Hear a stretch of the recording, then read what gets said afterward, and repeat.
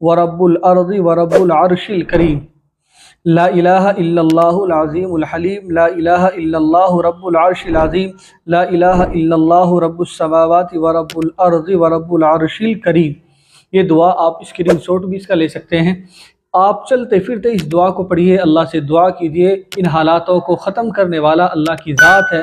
چنانچہ ہم اگر کسی حالات میں گر جاتے ہیں تو اپنے آپ کو جو ہے اتنا غم میں اور اس طریقے سے اپنے آپ کو کمزور کر لیتے ہیں کہ سوچتے ہیں یہ حالات کیسے دور ہوں گے۔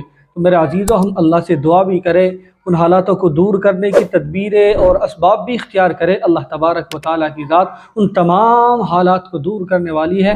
اللہ سے دعا کیجیے، اللہ کے سامنے جو ہے روئیے، گڑ گڑائیے، 5 وقتہ نمازوں کی پابندی کیجیے، قرآن کریم کا اہتمام کیجیے، استغفار کا اہتمام کیجیے۔ مجھے امید ہے کہ ہماری اس کلپ میں کہی گئی باتیں آپ کی سمجھ میں آ گئی ہوگی۔